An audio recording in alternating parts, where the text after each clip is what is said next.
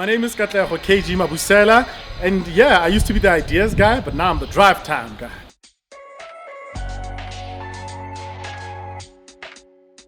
I am the founder of Motive Nation, and I'm a radio presenter on KayaFM95Dot9, but also I'm a professional speaker, so I stand and inspire people. We call it professional storytelling. That's what I do.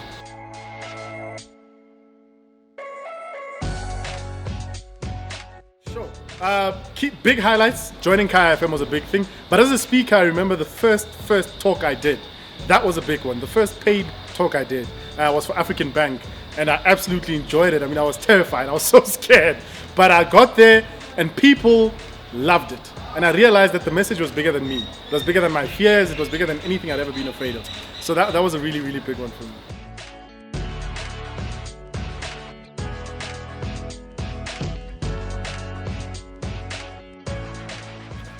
So yeah, an amazing thing that happened for me this year is that Les Brown, the big Les Brown, the It's Possible Les Brown, hey, that I was hungry Les Brown, he came to South Africa, and you'd be sure, yeah, he came to South Africa, and long story cut short is after he was doing his presentations at the Sandton Convention Center, I had the opportunity on his request to sit down with him for 3 hours. I had breakfast with Les Brown for 3 hours. Now, if you don't know who Les Brown is the equivalent of Michael Jackson in my world. And he shared a lot of knowledge with me, but he also made me realize that I was onto something. That the message I had was a message that Africa needed to hear. It was a message that South Africa needed to hear, a message that the world needed to hear. The message was much bigger than I was.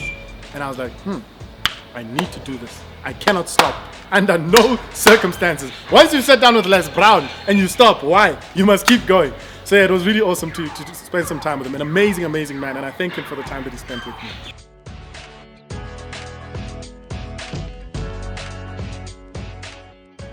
My mentor, sure. A year and a half ago, in fact, I met Mr. Billy Selekane, who's a world-famous South African speaker as well. He's the best speaker in Africa, and I don't care who you are, he's still the best speaker in Africa, right? And he agreed, because I was looking for a mentor, I was looking for somebody to help me build my expertise, to sharpen my knife, you know? And he said, listen, I'll spend some time with you. And it has been amazing what he's been able to do with me in terms of my ability to deliver my story, my being more authentic, being myself, because I wanted to be a speaker, you know, look like everybody else, sound like everybody else. But he said to me that your story is your story. And the only way you can deliver it is the way you deliver it. And that's what will make you different. And he's just been working with me, putting in hours at no cost. He hasn't asked me for anything. And he said, the one thing I need you to do at the end of this is that you must pass it on. Go and help other people find their voice. Because we need people who do what we do so that we can inspire deepest, darkest parts of Africa, so that as a nation, as a continent, we can get to a better place. So he's an amazing man, and I appreciate everything he's done for me. And he continues to do some amazing things as well. He's writing books with Jim Rohn. He's doing things with Anthony Robbins, so you unfagi pressure.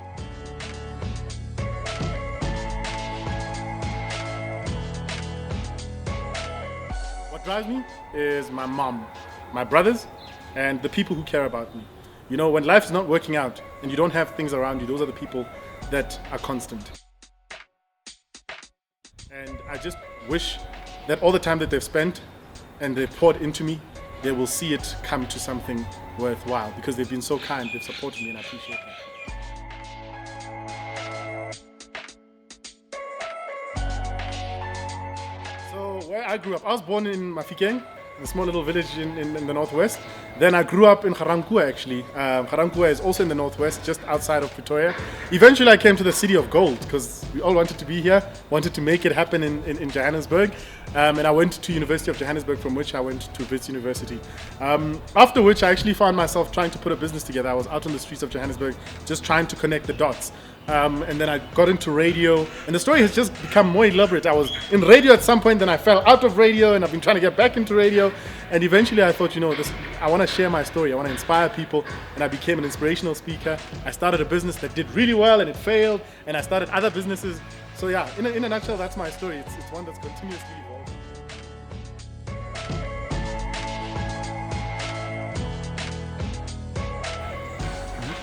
So the mantra I live by is be kind, live, love, learn, and listen.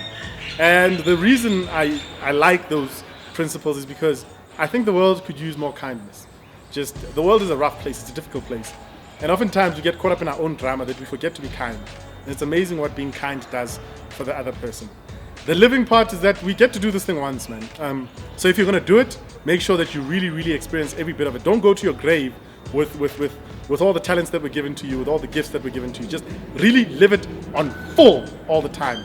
Love, I think it's self-explanatory. The world, again, could use more love. I'm talking about the ladies. I'm just saying love. Love each other as people. And obviously learning. Learning is so important because it helps us grow. You know, there's a saying that says when you read a book, it's the equivalent to spending 10 minutes, however long you're reading that book with the author. So learning for me is so important. I'll take a book by Mandela, by Richard Branson, because for me that's coffee. That's time spent with them, because it makes me a better person, it grows me. And of course, the last one is listen. With all the noise that's happening digitally, outside, or whatever it is, right? Listening is so important because people just want to be heard. You get to learn so much from listening.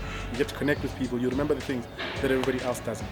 And yeah, those are mine. That's how I live.